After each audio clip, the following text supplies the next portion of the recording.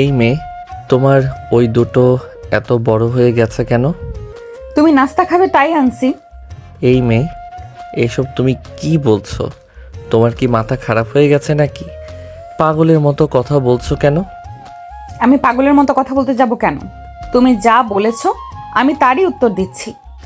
তুমি তো দেখতে পিচ্ছি, এইটুকুই একটা মেয়ে, তাহলে তোমার ওগুলো এত বড় কেন? আমার বয়স কম তাতে কি হয়েছে? আমার মনের বয়স তো আর কম নয়। আমি তো জানতাম না আমার ফ্যামিলি আমাকে বিয়ে দিয়ে দিবে, তাই তো আমি আগে থেকেই নিজেকে প্রিপেয়ার করে রেখেছি। এইটা মেয়ে নাকি অন্য কিছু, আমি তো সেটাই বুঝতে পারছি না। এইটুকুন পিচ্ছি একটা মেয়ে দেখে মনে হচ্ছে বয়স বেশি হলে 15-16 বছর হবে, আর এর মধ্যেই এত পেকে গেছে। এই কথাটা আয়ন একটু বিড়বিড় করে বলছিল, আর তখনই নদী এটা শুনে ফেলে আর আয়নকে উদ্দেশ্য করে বলতে থাকে। এই যে মিস্টার, হ্যালো, এক্সকিউজ মি, আপনি কি বলছেন যেন বিড়বিড় করে? একটু জোরে বলুন, আমার আবার কানের সমস্যা আছে, বিড়বিড় করে কথা বললে আমি শুনতে পাই না। না, আমি আসলে তোমাকে এটাই বলতে চাইছিলাম যে এগুলোর পিছনে শুধু তোমার হাত আছে নাকি অন্য কারোরও হাত আছে? এই যে মিস্টার, ভদ্রভাবে কথা বলেন। অন্য কারো হাত থাকতে যাবে কেন? শুনুন, আমি একটু ফাজিল হলেও কিন্তু লয়াল আছি। এখনো প্রেম টেম আমার জীবনে আসেনি, আর অন্য কারো স্পর্শ কিভাবে লাগবে? আমি তো আমার জামাইয়ের জন্য আছি। আমার জামাই হবে আমার সব, বিয়ের পর জামাই সব হয়। কিন্তু সেটা আমি বুঝবো কি করে? এইটুকু বয়সে যে পরিমাণ পেকে গেছো তুমি, আমার তো মনে হয় তোমার 10-12টা বয়ফ্রেন্ড আছে। দেখুন, এখন কিন্তু একদম বেশি হয়ে যাচ্ছে। আপনি কিন্তু ধৈর্যের সীমা অতিক্রম করে যাচ্ছেন। আমাকে বেশি রাগাবেন না, তাহলে কিন্তু এর পরিণাম ভালো হবে না, এটা আমি আপনাকে বলে দিচ্ছি। আপনার মাই ডিয়ার পিচ্চি রাগী বউ, তোমাকে রাগানোর ইচ্ছে আমার নেই, তবে তোমাকে দেখে আমার কেন যেন সন্দেহ লাগছে। তুমি কি সত্যি কথা বলছো নাকি কিছু লুকাচ্ছ আমার কাছে? দেখুন, আপনি কিন্তু কোনোভাবেই আমাকে মিথ্যাবাদী প্রমাণ করার চেষ্টা করবেন না, কারণ কোনো মানুষ যদি আমাকে মিথ্যাবাদী প্রমাণ করার চেষ্টা করে তাহলে আমার মেজাজ প্রচণ্ড পরিমাণ খারাপ হয়ে যায়।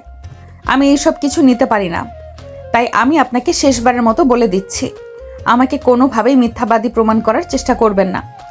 আচ্ছা ঠিক আছে, আমি তোমাকে এসব ব্যাপারে আর কোনো কথাই বলবো না। তো একটা কথা জানার ছিল শুধু, এ দুটোই বড় করেছো নাকি অন্য কিছু বড় হয়েছে? অন্য কিছু মানে? আপনি কি বলতে চাইছেন, একটু ক্লিয়ারলি খুলে বলবেন কি? মানে আমি আপনাকে এটাই বলতে চাইছিলাম, তোমার সঙ্গে আমার বাসর করাটা হবে নাকি? হবে মানে 100 বার হবে। আমার ভাবি তো আমাকে বলেই দিয়েছে বাসরাতেই যেন বিড়ালটাকে মেরে ফেলি। আর আপনি বিড়াল নিয়ে এসেছেন, তো বিড়াল কই? এতক্ষণ যে মানুষটার সঙ্গে কথা বলছিল আর এখন যে মানুষটার সঙ্গে কথা বলছে, দুজনকেই সম্পূর্ণ আলাদা মানুষ বলে মনে হচ্ছে আয়ানের। তাই আয়ান নদীকে বলতে লাগলো। তোমাকে এসব কথা কে বলেছে? তুমি জানো না প্রাণী হত্যা মহাপাপ? দেখুন, আমি খুব ভালোভাবেই জানি কোনটা পাপ কাজ আর কোনটা ভালো কাজ। তবে আমি আপনার কাছে যেটা জানতে চাইছি আপনি শুধু সেটার উত্তর দিন। আমার কাছে আমি জিজ্ঞাসা করেছিলাম, ভাবি আমাকে বলেছিল আপনি নাকি বিড়াল এনে রাখবেন আর আমি যেন সেটাকে মেরে ফেলি। নদীর মুখে এমন কথা শুনে দুশ্চিন্তায় পড়ে গেল আয়ান। সে এখন কি করবে কিছুই বুঝতে পারছে না। এখন সে বিড়াল কোথায় পাবে? আর এতক্ষণ ধরে পিচ্ছি মেয়েটা যেভাবে কথা বলছিল তার কথা শুনে তো মনে হচ্ছিল তার সঙ্গে বাসর করা হয়তো হয়ে যাবে, কিন্তু এখন যে মেয়েটা কথা বলছে তাকে দেখে তো স্পষ্ট এরকমই মনে হচ্ছে তার সাথে বাসর করা তো দূরের কথা, অন্য কিছু করাও পসিবল নয়। তাই আয়ন নদীকে বলতে থাকে, I am so sorry my dear বউ, আসলে আমি তো জানতাম না বাসর রাতে বিড়াল মারতে হয়।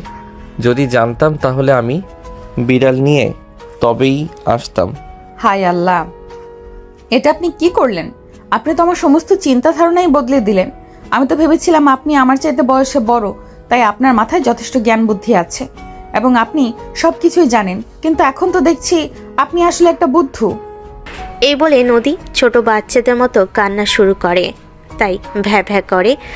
আর আয়ন ভেবেই পায় না এই মেয়েকে কী করে সামলাবে, কারণ বিয়ে করে এসেছে বাসর ঘরে, বিড়াল মারতে চাইছে, আর এখন বিড়াল নেই বলে যেভাবে ভ্যা ভ্যা করে কান্না করছে আর নিজেকে সামলে নিয়ে নদীকে বলতে থাকে। এই কি হয়েছে তোমার? একটু আগেই তো কি পাকনা পাকনা কথা বললে, তাহলে এখন ছোট বাচ্চাদের মতো কান্না করছো কেন? আমার ভাবি আমাকে বলে দিয়েছে বাসরাতে বিড়াল মারতে হয়, কিন্তু আপনি তো বিড়াল নিয়ে আসেননি। এখন আমি কি করে বিড়াল মারবো? সেজন্যই তো কান্না করছি। ওরে আল্লাহ, তুমি রক্ষা করো আমাকে। এ কোন বুদ্ধ নামের পালাই এনে ফেলে দিয়েছো? যদি শোনো, একটু ধৈর্য ধরো। তুমি আমার কথাটা শোনো। আমি তো আজ বিড়াল পাইনি, তার জন্য তোমার জন্য নিয়ে আসতে পারিনি। তুমি আমাকে একটু সময় দাও, আমি কালকেই তোমাকে বিড়াল এনে দেব। তারপর যা খুশি করো। আজকের দিনটা কি আর কালকের থাকবে? আপনাকে আমি একটা কথা বললাম আর আপনি সেটা শুনলেনই না। আচ্ছা ঠিক আছে, যাই হোক, আমি মেনে নিলাম আপনি কাল আমাকে বিড়াল এনে দেবেন। তবে হ্যাঁ, বিড়ালটা যেন দেখতে অনেক কিউট হয়, কারণ আমি নোংরা জিনিস একদম পছন্দ করি না। আর হ্যাঁ, আমাকে কিন্তু আজ বিড়াল না এনে দিতে পারার জন্য জরিমানা দিতে হবে। ও মা, তাই নাকি? তোমাকে বিড়াল দিতে পারিনি বলে তোমাকে আমার জরিমানা দিতে হবে? আচ্ছা ঠিক আছে, তুমি বলো তোমাকে কি দিতে হবে, আমি তোমাকে তাই দেব। আমার আইসক্রিম খেতে ইচ্ছে করছে, আমাকে এক্ষুনি আইসক্রিম এনে দিতে হবে। তা না হলে কিন্তু আমি এক্ষুনি চিৎকার করে কান্না করা শুরু করে দিব। তখন কিন্তু আর আমাকে কিছু বলেও থামানো যাবে না। নদীর এমন কথা শুনে আয়ান পড়ে গেল মহা চিন্তায়। তখন সে নদীকে বলতে লাগলো। দেখো লক্ষ্মী বউ আমার এভাবে কথা বলে না। আজ আমাদের বিয়ে হয়েছে, আজ আমাদের বাসর রাত। তাছাড়া এখন রাত অলরেডি 12টা বেশি বাজে। এখন তো কোনো আইসক্রিমের দোকান খোলা নেই। তাহলে আমি তোমাকে কোথা থেকে আইসক্রিম এনে দেব বলো তুমি আমাকে? আমি কোনো কথা শুনছি না, শুনবও না। আমাকে এইসব কথা বলে কোনো লাভ হবে না। আমি যেটা বলেছি সেটাই করতে হবে। তা না হলে আমি যা বলেছি তাই করব। কিন্তু এখন আপনি বলে দিন, আমি কোনটা করব? চিৎকার দেব নাকি আপনি আমাকে আইসক্রিম এনে দিবেন? আচ্ছা ঠিক আছে, আমি তোমাকে আইসক্রিম এনে দেওয়ার ব্যবস্থা করছি, কিন্তু তুমি দয়া করে এভাবে চিৎকার চেঁচামেচি করো না, কারণ তোমার এসব চিৎকার চেঁচামেচি আমার ভালো লাগছে না। এই বলে আয়ান নিজের মাথায় নিজেই থাপ্পড় দিতে দিতে রুম থেকে বের হলো। কারণ মনে কত আশা নিয়ে বিয়ে করেছিল, বউয়ের সঙ্গে সময় কাটাবে, রোমাঞ্চ করবে, কিন্তু ফ্যামিলির মানুষজন জোর করে ধরে বেঁধে এমন একটা পিচ্চি মেয়ের সঙ্গে বিয়ে দিয়ে দিবে, এটা সে কখনো কল্পনাও করতে পারেনি। এই রুম থেকে বের হয়ে সিঁড়ি দিয়ে নিচে নামছে, এমন সময় আয়নার আম্মু তাকে বলতে থাকে। কি রে বাবা, কি হয়েছে? এত রাতে আবার এসে যাচ্ছিস কেন? তোর কি ক্ষুধা পেয়েছে নাকি? আম্মু, তুমি একদম কথা বলো না আমার সঙ্গে। এসব যা কিছু হয়েছে সব তোমার জন্যই হয়েছে। তুমি যদি আজ আমার সঙ্গে এই অন্যায়টা না করতে, তাহলে হয়তো আজ আমার কপালে এরকম কিছু হতো না। কেন রে বাবা, কি হয়েছে? আমাকে বল, বল তো শুনি। তুই এসব কথা কেন বলছিস? জানি নদী মেয়েটা তোর চাইতে বয়সে অনেকটাই ছোট, কিন্তু মেয়েটা যথেষ্ট লক্ষ্মী আছে। তুমি তোমার লক্ষ্মীকে নিয়েই বসে থাকো, আমার সঙ্গে তোমাকে কোনো কথা বলতে হবে না। আমি এখন যাচ্ছি। এই বলে আয়ন তার আম্মুকে আর কোনো কথা বলার সুযোগ না দিয়ে সোজা বাসা থেকে বের হয়ে গেল বাইক নিয়ে। তারপর প্রায় 1 ঘন্টার মতো ঘোরাঘুরি করলো, কিন্তু শহরের কোথাও কোনো দোকান খোলা পেল না। তার মাথার মধ্যে টেনশন। এখন সে কি করবে? বাসে গিয়ে যদি পিচ্চি মেয়েটাকে আইসক্রিম দিতে না পারে, তাহলে তো এই পিচ্চি মেয়ে আবারও চিল্লাপাল্লা করে বাসা মাথায় তুলবে। এখন কি করবে কিছুই বুঝতে পারছে না। এই মুহূর্তে তো আর কি করা উচিত সেটাও তার মাথায় ঢুকছে না। তখনই মাথায় একটা বুদ্ধি আসলো, আর সে তখনই আইসক্রিমের দোকানের শাটারে লিখে রাখার নাম্বার থেকে দোকানদারকে ফোন দিল এবং ইমার্জেন্সিতে দোকানের সামনে আসতে বলল। দোকান থেকে চুরি হয়েছে। আসসালামু আলাইকুম ভাই, আপনি এখনই তাড়াতাড়ি করে একবার আপনার দোকানে আসুন, আপনার দোকান থেকে চুরি হয়েছে। ওয়ালাইকুম আসসালাম। আপনি আমাকে কি শোনালেন? আমার তো মাথাই খারাপ হয়ে গেল। আচ্ছা, আপনি কে বলছেন? দেখুন, এই মুহূর্তে আমি কে বলছি সেটা কিন্তু ইম্পর্টেন্ট নয়, আপনার দোকান থেকে চুরি হয়েছে সেটাই ইম্পর্টেন্ট। তাই আপনি তাড়াতাড়ি করে দোকানে চলে আসুন। আচ্ছা ঠিক আছে, কোনো সমস্যা নেই। আপনি একটু ওয়েট করুন, আমি যত তাড়াতাড়ি সম্ভব দোকানে চলে আসছি। আচ্ছা ঠিক আছে ভাই, আপনি একটু তাড়াতাড়ি আসুন। আমি এখন আপনার দোকানের সামনে দাঁড়িয়ে আছি, তাড়াতাড়ি আসবেন কিন্তু দেরি করবেন না। এই বলে আয়ন ফোনটা কেটে দিল আর অপেক্ষা করতে লাগলো দোকানদারের জন্য। দোকানদার কখন আসবে? দোকানদার আসতে খুব বেশি সময় লাগলো না।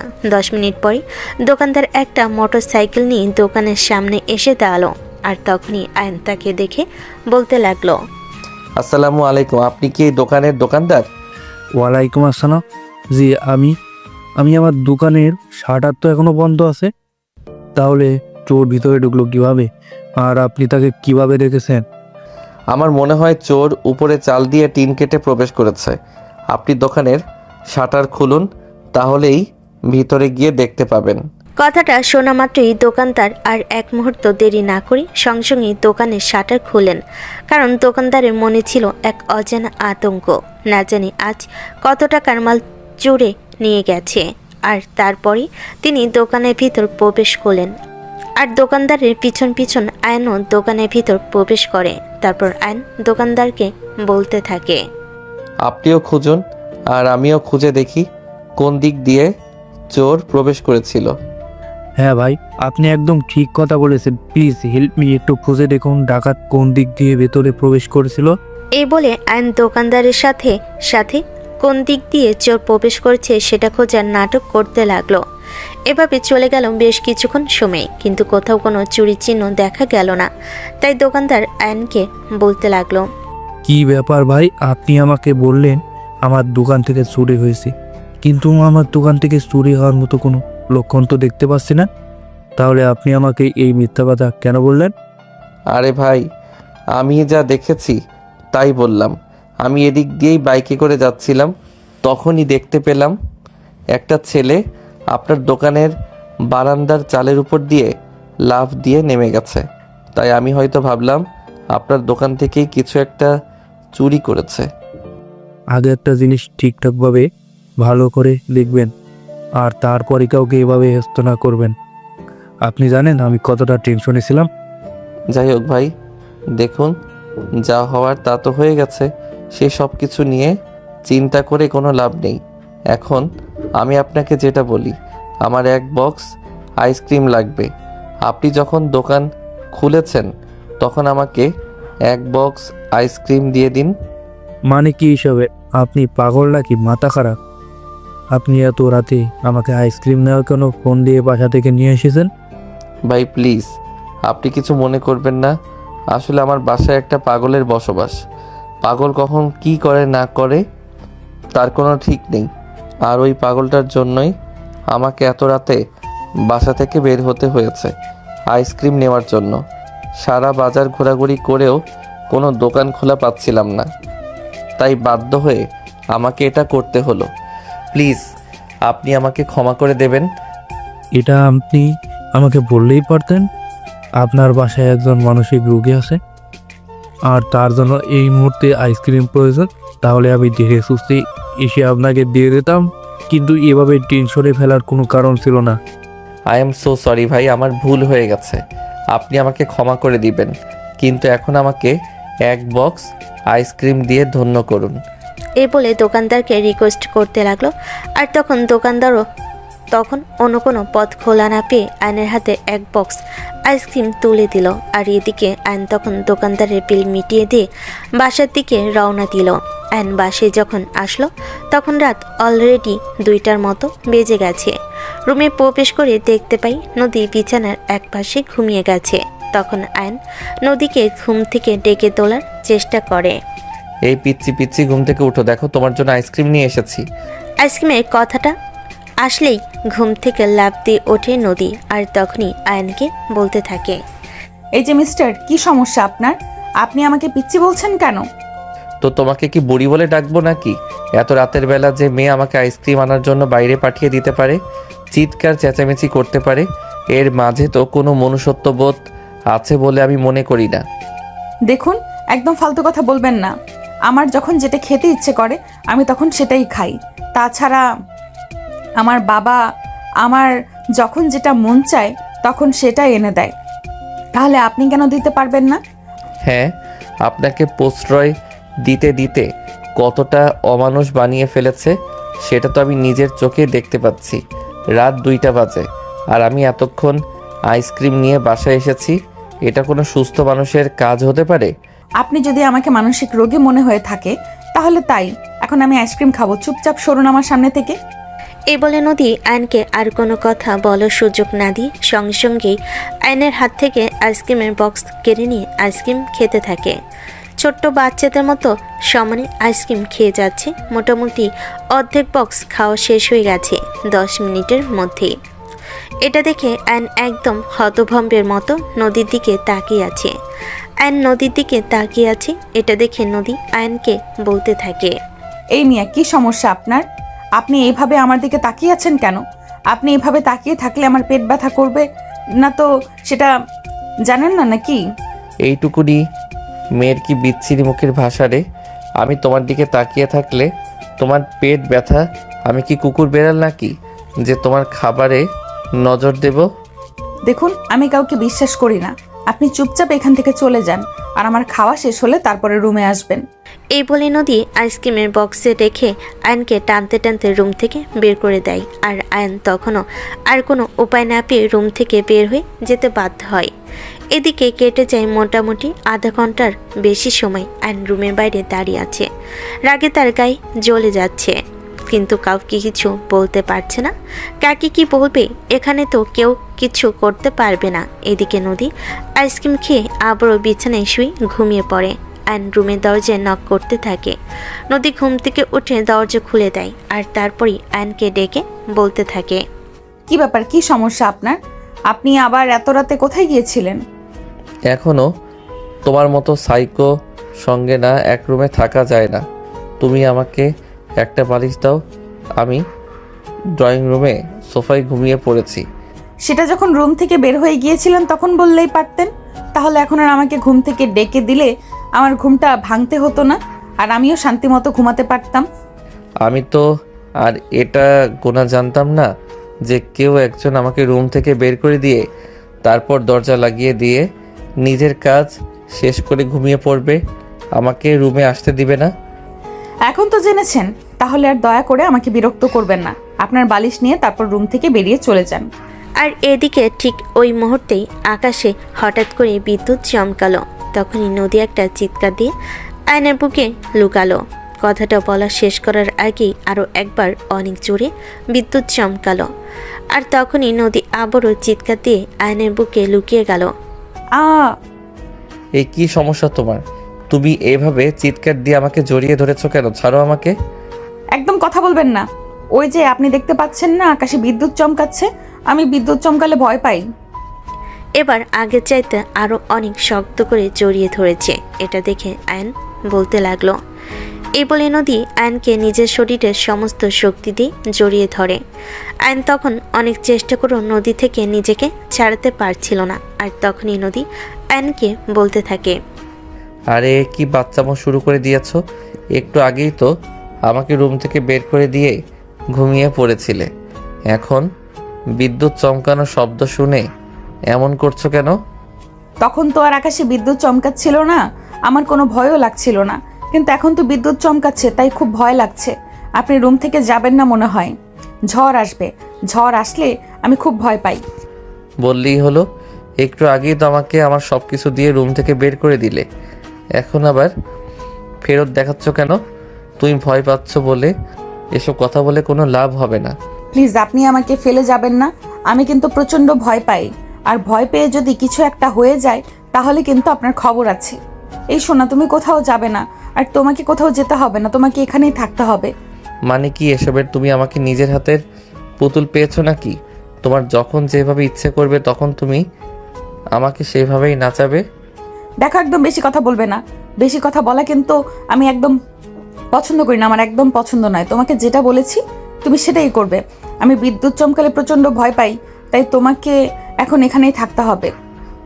তুমি একবার আমাকে রুমে থাকতে দিবে আর একবার রুম থেকে বের করে দিবে।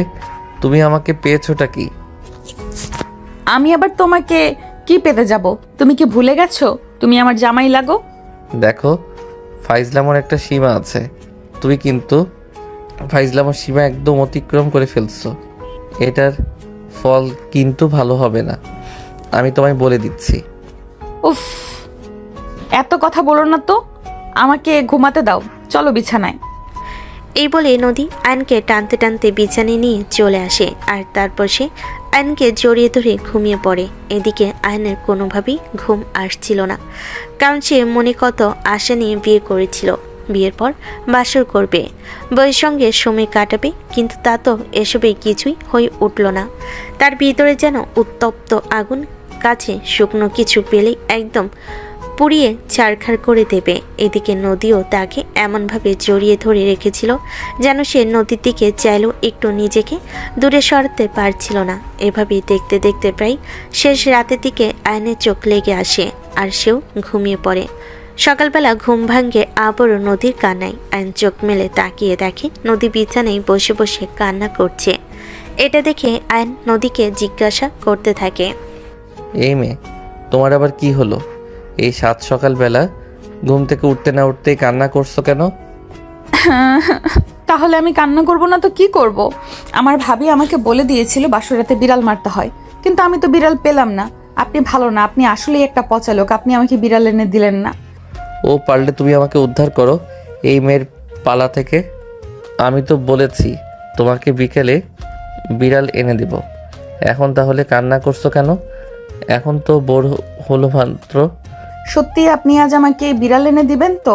হ্যাঁ বাবা, সত্যি বলছি, আমি তোমাকে বিড়াল এনে দেবো। এখন আর কোনো কথা বলো না, আমাকে একটু শান্তি মতো ঘুমাতে দাও। এমনিতেই সারা রাত অনেক জ্বালিয়েছ, এখন আমাকে ঘুমাতে হবে। আর এখন যদি আমি না ঘুমাতে পারি তাহলে আমি অসুস্থ হয়ে যাব। না জামাই, আপনি অসুস্থ হলে চলবে না। আচ্ছা ঠিক আছে, আপনি ঘুমান, আমি কোনো কান্নাকাটি করব না, আর আপনাকে একটুও বিরক্ত করব না।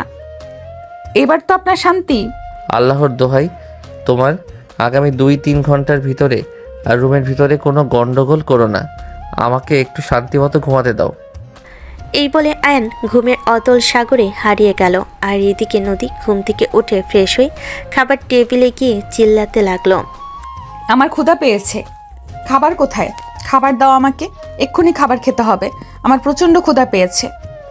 নদীর এইরকম চিৎকার চেঁচামেচি শুনে রুম থেকে বের হয়ে আসে, আর তারপর নদীকে বলতে থাকেন, কি ব্যাপার নদী, কি হয়েছে?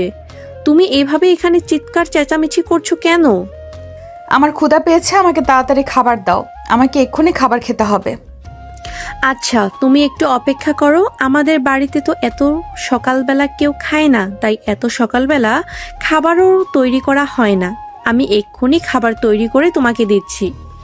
আচ্ছা তুমি একটু অপেক্ষা করো, আমাদের বাড়িতে তো এত সকালবেলা কেউ খায় না, তাই এত সকালবেলা খাবার তৈরি করাও হয় না। আমি এক্ষুনি খাবার তৈরি করে তোমাকে দিচ্ছি।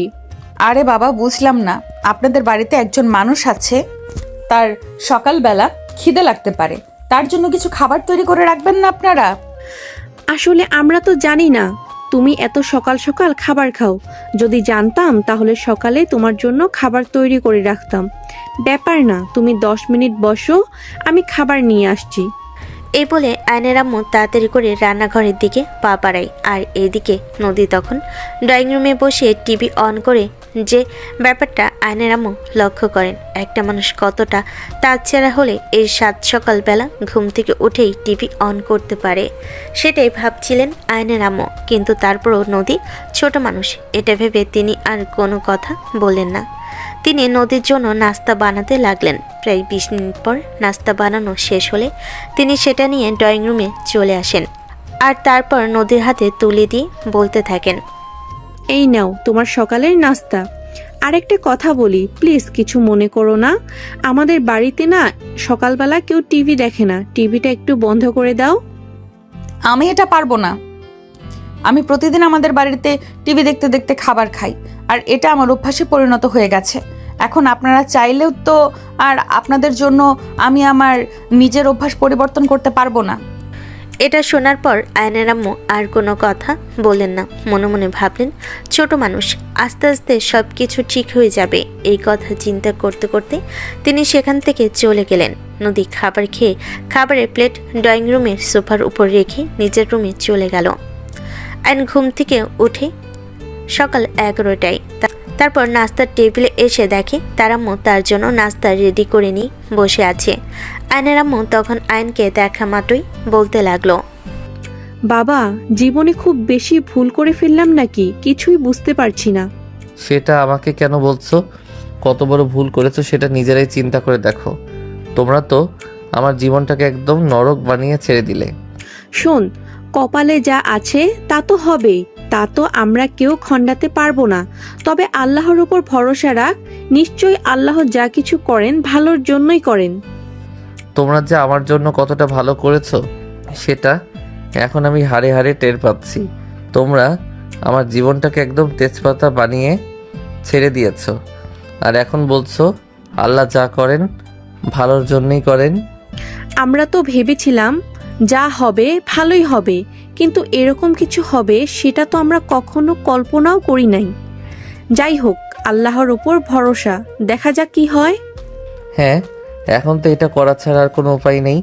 যাই হোক, আমি আজকের দিন বাসায় আছি, কাল থেকে আমার অফিস আছে, কাল থেকে আমাকে অফিসে যেতে হবে। এই বলে আয়ন নাস্তা শেষ করে ডাইনিং টেবিল থেকে উঠে চলে গেল। আর এদিকে তখনই আয়নের বাবা নাস্তা খাওয়ার জন্য নাস্তার টেবিলে আসে। আর তখনই আয়নের আম্মু ওনাকে খাবার দিয়ে বলতে থাকেন, দেখো, আমি জানি না কেন আমার মনে হচ্ছে আমরা জীবনে একটা ভুল সিদ্ধান্ত নিয়ে ফেলেছি। আমাদের ছেলের সঙ্গে আমরা খুব বড় একটা অন্যায় করে ফেলেছি। মানে এসব কি বলছো তুমি? তোমার কি মাথা খারাপ হয়ে গেছে নাকি? আমরা আমাদের ছেলের জন্য খারাপ কিছু কেন করব? আমরা তার মা বাবা, আমরা তো সবসময় তার ভালো কিছুই চাই। হ্যাঁ, সেটাই তো। আমি খুব ভালো করেই জানি আমাদের সন্তান, আমরা কেন আমাদের সন্তানের খারাপ চাইবো। কিন্তু এখন আমার মনে হচ্ছে আমরা এই সিদ্ধান্তটা নিয়ে অনেক বড় ভুল করে ফেলেছি। আমি তোমার কথা ঠিক বুঝতে পারছি না। তুমি কোন বিষয়টাকে মিন করে বলছো?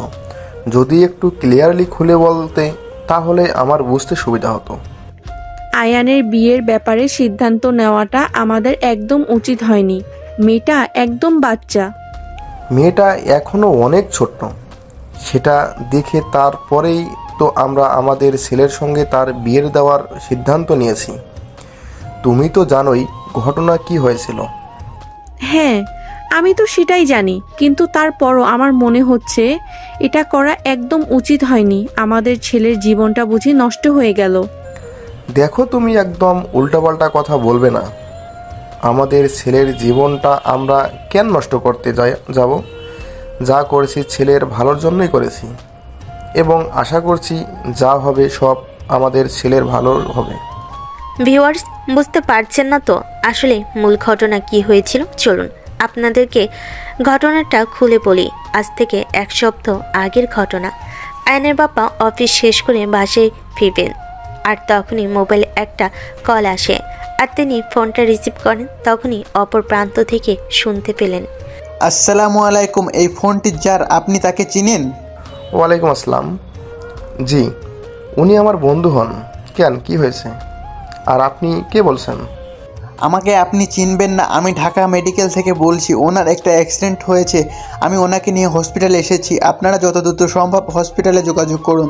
আমি ওনার ফ্যামিলির কারো নাম্বার ওনার ফোনে খুঁজে পাচ্ছিলাম না, তাই আপনাকে ফোন করা। আচ্ছা, ঠিক আছে, কোনো সমস্যা নেই। আপনি একদম ঠিক কাজ করেছেন এবং তার জন্য আপনাকে ধন্যবাদ। আমি একটু অপেক্ষা করুন, আমি কিছুক্ষণের মধ্যেই ঢাকা মেডিকেল পৌঁছাচ্ছি। এই বলে আয়নের বাবা ফোনটা কেটে দিয়ে তখনই গাড়ি বের করলেন এবং সঙ্গে সঙ্গে ঢাকা মেডিকেলের উদ্দেশ্যে রওনা দিলেন। সেখানে পৌঁছাতেই দেখতে পেলেন ওনার বন্ধুর অবস্থা খুবই ক্রিটিক্যাল, বাঁচবে কিনা সন্দেহ। তাই আয়নের বাবা আর এক মুহূর্ত দেরি না করে ডাক্তারের সঙ্গে কথা বলার জন্য চলে গেলেন। ডাক্তারের চেম্বারে বসে আছেন মনক্ষুণ্ণ হয়ে। দেখুন চৌধুরী সাহেব, আমরা কিন্তু কোনো চিন্তা করছি না। আমি খুব ভালো করে জানি উনি আপনার বন্ধু হন এবং ওনার আর্থিক অবস্থা যথেষ্ট ভালো। আমরা আমাদের সর্বোচ্চ চেষ্টা চালিয়ে যাচ্ছি ওনাকে সুস্থ করে তোলার জন্য, কিন্তু আমরা জানি না আদৌ পারবো কিনা, কারণ ওনার অবস্থা যতটা ক্রিটিক্যাল, বেঁচে না থাকার সম্ভাবনাই সবচাইতে বেশি। দেখুন, ডক্টর যদি প্রয়োজন হয় দেশের বাইরে নিয়ে গিয়ে উন্নত চিকিৎসা করাবো, কিন্তু আমার বন্ধুকে এভাবে চলে যেতে দিতে পারি না। আপনি আপনাদের বেস্ট ট্রাই করুন। দেখুন চৌধুরী সাহেব, আপনাকে সেটা বলতে হবে না। আমরা ডাক্তার, আমরা রোগীদের জীবন বাঁচাই, আর তাদের জীবন বাঁচানো আমাদের কর্তব্য। আমাদের কাছে রোগীর টাকা পয়সা, অর্থ সম্পদ বা অন্য কিছু ইম্পর্ট্যান্ট নয়। আমাদের কাছে সবচেয়ে বেশি ইম্পর্ট্যান্ট হলো সে একজন মানুষ এবং তাকে বাঁচাতে হবে। At any cost, at any how, যেভাবেই হোক আমার বন্ধুকে আমাদের বাঁচাতে হবে। আমি আপনাদের কাছে আর কোনো কথা শুনতে চাই না। যত টাকা লাগে আমি দেব। আপনি কেন বুঝতে পারছেন না? টাকা পয়সা এখানে ম্যাটার করছে না। ওনার শারীরিক অবস্থা খুবই খারাপ। আল্লাহর উপর আমরা কেউ কোনো সিদ্ধান্ত নিতে পারি না। আল্লাহ যদি চান তো উনি ফিরে আসতে পারেন, যদি কোনো মিরাক্কেল হয়তো, নয়তো ওনাকে বাঁচানো আমাদের পক্ষে কোনোভাবেই পসিবল নয়। এই বলে ডাক্তার সেখান থেকে চলে গেল। আর আয়ানের বাবা মন খারাপ করে বসে রইলেন। কি করবেন কিছুই ভেবে পাচ্ছেন না। দীর্ঘদিনের বন্ধুত্ব তাদের, এভাবে হুট করে এরকম একটা অ্যাক্সিডেন্ট হবে তিনি সেটা কল্পনাও করেননি। আর তখনই তিনি নিজের মোবাইলটা বের করে তার ড্রাইভারকে ফোন দিয়ে বলেন বন্ধুর বাসায় যেতে, আর তার একটা মেয়ে আছে, তার কি অবস্থা সেটা জানতে, তার বাবার অ্যাক্সিডেন্ট হয়েছে সেই খবরটা তাকে জানাতে। ড্রাইভার তখন আর এক মুহূর্ত দেরি না করে আয়ানের বাবার বন্ধুর বাসায় চলে গেল। দুবার কলিং বেল চাপ দিতেই একটা মেয়ে এসে দরজা খুলে দিল। বয়স 15 কি 16 এমন হবে। কি চাই? কে আপনি? আমাকে তুমি চিনবে না। তুমি কি রাজ্জাক সাহেবের মেয়ে? হ্যাঁ, কিন্তু আপনি কে? আর আমার বাবার পরিচয় জানেন কি করে? আপনাকে দেখে তো ড্রাইভার মনে হচ্ছে। আপনি কোনো অসৎ উদ্দেশ্য নিয়ে এখানে আসেননি তো? কোনো দাড়ি কমা ফুল স্টপ না রেখে এক নিঃশ্বাসে কথা বলে নদী। আর তখনই ড্রাইভার বলতে থাকে, তুমি আমাকে ভুল বুঝতেছো, যে এরকম কোনো কিছুই না। আসলে তোমার বাবার অ্যাক্সিডেন্ট হয়েছে, হসপিটালে নেওয়া হয়েছে। তোমাদের বাড়ির নাম্বার ব্যস্ত, একবার যোগাযোগ করার চেষ্টা করা হয়েছে, কিন্তু টেলিফোন নাম্বার বরাবরের মতোই বন্ধ করছিল। তাই আমাকে এখানে আসতে বাধ্য হতে হয়েছে। তোমার আম্মু কোথায়? তোমার আম্মুকে ডেকে দাও। এক্সকিউজ মি, আমার মনে হয় আপনি আমাদের ফ্যামিলি সম্পর্কে কোনো কিছুই জানেন না। আমার আম্মু তো অনেক আগেই মারা গেছে। তাহলে কি তুমি বাড়িতে একা একাই থাকো? না, সেরকমটা হবে কেন? আমি কেন বাড়িতে একা একা থাকবো? আমার বাবা আমাকে দেখাশোনা করার জন্য বাড়িতে 4 জন কাজের লোক রেখেছে। তারা সব সময় আমার সাথে থাকে, আমার দেখাশোনা করে। আচ্ছা ঠিক আছে, তুমি তাদের মধ্যে থেকে কোনো একজনকে ডেকে দাও, আমি তার সঙ্গে কথা বলবো। এটা বলার কারণ নদীর বাবা অ্যাক্সিডেন্ট করেছে। এটা শোনার পরও নদীর মধ্যে সেরকম কোনো পরিবর্তন বোঝা গেল না। তাই ড্রাইভার বাড়ি কে আছে তার সঙ্গে কথা বলতে চাইল। অন্যদিকে কিছুক্ষণ পর একটা মাঝবয়সী মহিলাকে নিয়ে এসে ড্রাইভারের সামনে দাঁড়ালো। আর তারপর বলতে লাগলো, ইনি আমাকে দেখাশোনা করেন। আপনার যা বলার ওনাকে বলতে পারেন। দেখুন, রাজ্জাক সাহেবের অ্যাক্সিডেন্ট হয়েছে। উনি খুবই গুরুতরভাবে আহত হয়েছেন, হসপিটালে ভর্তি আছেন। ডাক্তার বলছে বাঁচবে কি বাঁচবে না তার কোনো গ্যারান্টি নেই। তাই আপনাদেরকে খবরটা দিতে এলাম। কথাটা শোনা মাত্রই কাজের মহিলার মাথায় যেন আকাশ ভেঙে পড়ল। আর তিনি বলতে লাগলেন, এসব আপনি কি কইতাছেন? আমাগো সাহেব বড্ড ভালো মানুষ আছিল, এমন কিছু একটা হইয়া যাইব আমাগো সাহেবের সাথে, এইটা তো কোনোদিন কল্পনাও করতে পারি না। আমাদের জীবনে এমন অনেক কিছুই হয়ে যায় যেটা আমরা কল্পনা করতে পারি না। তবে এটাই সত্যি যে রাজ্জাক সাহেব অ্যাক্সিডেন্ট করেছেন। ওনার অবস্থা খুবই শোচনীয়। আচ্ছা ঠিক আছে, কোনো সমস্যা নাই, আপনি আমারে ওই হানে নিয়ে চলেন। আমি একবার গিয়ে দেখি আমাগো সাহেবের কি অবস্থা। আমাগো সাহেবের যদি কিছু হইয়া যায় ওনার মাইয়াডারে কে দেখব, ওইটা তো ভাইবা পাইতাছি না। দেখুন, এত কথা বলার সময় আমার নেই। আপনার যদি যাওয়ার ইচ্ছে থাকে তাহলে আপনি যেতে পারেন, নয়তো আমাকে যাওয়ার অনুমতি দেন, কারণ আমার অনেক কাজ পড়ে আছে। আমাকে এখানে বসে থাকলে চলবে না। না, আমারে এই আমনের লগেই লইয়া যান। আপা আপনি যাবেন না আপনার বাপেরে দেখতে? নদীর মধ্যে সেরকম কোনো রিয়াকশন বোঝা গেল না। সে কোনো কথার উত্তর দিল না। তখন কাজের মেয়েটা কোনো কথা না বলে ড্রাইভারের সঙ্গে বের হয়ে গেল। সোজা হসপিটালে চলে আসলো। আর তারপরই দেখতে পেল আয়নের বাবা রিসিপশনের এক পাশে বসে আছেন। ড্রাইভার কাজের মেয়েটাকে নিয়ে আয়নের বাবার কাছে চলে গেল। আর তারপর বলতে লাগলো, স্যার, উনি আপনার বন্ধুর বাড়ির কাছের মেয়ে। আপনার বন্ধুর মেয়েকে পেয়েছিলাম, কিন্তু সে কোনো কথাই বলেনি। তার বাবার কাছে তার ব্যাপারে বলার পর তার সেরকম কোনো অনুভূতি বোঝা যায়নি, তাই আমি কোনো কিছু না বলেই চলে এসেছি। কি বলো তুমি? মেয়ে তার বাবার অ্যাক্সিডেন্ট হয়েছে সেটা শুনে কোনো কিছু বলেনি? সাহেব আসলে ওইটাছে কি, ছোট আপার মাথায় সমস্যা আছে। খুব বড় কিছু হইয়া গেলেও উনি কিছু বুঝতে পারেন না। ও আচ্ছা, ঠিক আছে, বুঝতে পেরেছি। তা তুমি কেন এখানে এসেছো? তোমার তো এখানে কোনো কাজ নেই। আসলে সাহেব ব্যাপারটা হইতাছে, যখন আমি শুনলাম আমাগো সাহেব অ্যাক্সিডেন্ট হয়েছে, তখন আমি আর নিজেরে সামলাইয়া রাখতে পারলাম না, তাই আপনাগো ড্রাইভারের লগে চলে আইলাম। তা আমাগো সাহেবের অবস্থা কি এখন? উনি কি আগের চাইতে ভালো আছেন? সেরকম কিছু তো বলতে পারছি না, তবে ডাক্তার বলেছে অসুস্থ একটু খারাপ। আল্লাহর কাছে দোয়া করব, আল্লাহ আল্লাহ করো যেন আল্লাহ সব কিছু ঠিক করে দেন। এইটা আপনি কি কইতাছেন সাহেব? আমি তো সব সময় চাই আমাগো সাহেবের ভালো থাকুক। আমাগো সাহেবের বাসায় আমি কত বছর ধরে কাজ করি, সাহেব কোনো দিন মুখ কালা কইরা কোনো কথা কয় নাই। আমি তো সব সময় চাই আমাগো সাহেবের আল্লাহ 1000 বছর আয়ু দান করুক। আমিও আল্লাহকে একটা কথা বলি, আল্লাহ যেন তোমার দোয়া কবুল করেন, কারণ আমার বন্ধুরা জীবনের অনেক কষ্ট করে এই পর্যন্ত এসেছে। সুখের দেখা পাওয়ার আগেই যদি এই দুনিয়া ছেড়ে চলে যায়, তাহলে আর সুখ ভোগ করা হবে না। এই বলে তাদের মধ্যে কথা চলতে থাকে বেশ কিছুক্ষণ। কাজের মেয়েটাকে নদীর বাবার সঙ্গে দেখা করতে দেওয়া হয়নি, কারণ ওনাকে 24 ঘন্টার অবজারভেশনে রাখা হয়েছে। যা হওয়ার 24 ঘন্টা পর দেখা যাবে, এর মধ্যে কেউ তার সঙ্গে দেখা করতে পারবে না। তাই কাজের মেয়েটা বাধ্য হয়ে সেখান থেকে বাসায় চলে গেল, কারণ তারও ছোট বাচ্চা কাচ্চা আছে। এদিকে অনেকক্ষণ সময় চলে যাওয়াতে আয়নের বাবাকে আয়নের আম্মুকে ফোন করেন আর বলতে থাকেন, কি ব্যাপার, কি হয়েছে? কোথায় তুমি? এখনো বাসায় আসছো না কেন? আসলে আমি একটা প্রবলেমে পড়ে গেছি। আমার বন্ধু অ্যাক্সিডেন্ট করেছে, এখন হসপিটালে আছে। মানে এসব কি বলছো তুমি? কি করে, কি হয়েছে? আর তোমার কোন বন্ধু অ্যাক্সিডেন্ট করেছে? তুমি তো রাজ্জাককে খুব ভালো করেই চেনো। ছেলেটা কত ভালো মানুষ ছিল, জীবনে অনেক কষ্ট করে এই পর্যন্ত এসেছে। আর আজ আমি যখন অফিস থেকে বের হয়েছিলাম, তখন আমার একটা ফোন আসে, সে অ্যাক্সিডেন্ট করেছে। ইন্নানিল্লাহ, কিন্তু এইসব কিছু কি করে হলো? আই মিন কিভাবে অ্যাক্সিডেন্ট হলো?